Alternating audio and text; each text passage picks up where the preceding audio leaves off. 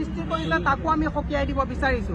সেয়ে আজি অসম প্ৰদেশ মহিলা কংগ্ৰেছ, আমাৰ জিলা কংগ্ৰেছ সকলোৰে নেতৃত্বত আমি জিলাই জিলাই আজি এই প্ৰতিবাদী কাৰ্যসূচী আৰম্ভ কৰিছো, যাতে বিজেপিয়ে ভয় আৰু ভীতি প্ৰদৰ্শন কৰি আমাৰ মাননীয় নেতাগৰাকীৰ প্ৰতি যিটো ভয় খাইছে।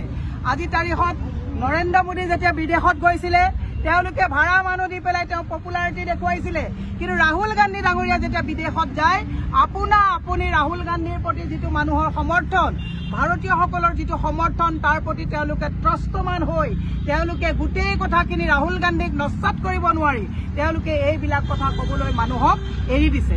সেয়ে আমি কৈছো আমাৰ নেতা ৰাহুল গান্ধী ডাঙৰীয়াই ভাৰত জোৰো ন্যায় যাত্ৰাৰ জৰিয়তে গোটেই পৃথিৱীৰে সমৰ্থন লাভ কৰিবৰ কাৰণে তেওঁ সক্ষম হৈছে আৰু বিজেপিৰ ত্ৰস্তমান হৈ তেওঁলোকে এই নেতাগৰাকীৰ ওপৰত বিভিন্ন ধৰণৰ পৰুচিত বাতৰি কৰি ভয় আৰু ভীতিৰে তেওঁক প্ৰাণে মৰাৰ যিটো ভাবুকি দি পেলাই তেওঁলোকে ৰুদ্ধ কৰিব বিচাৰিছে কংগ্ৰেছক, তাত আমি গৰিহণা দিছো। আৰু এইসকল নেতাক মোদী চৰকাৰে অতি সোনকালে কাৰায়ত্ব কৰি তেওঁলোকক গণতন্ত্ৰৰ প্ৰতি যাতে ভাবুকি কঢ়িয়াই আনিব নোৱাৰে তাৰ কাৰণে আমি আজি এই প্ৰতিবাদ কাৰ্যসূচী আৰম্ভ কৰিছো। আমাৰ লগত জিলা সভাপতি গোপাল শৰ্মা ডাঙৰীয়া আছে, তেখেতৰ বক্তব্য ৰাখিব।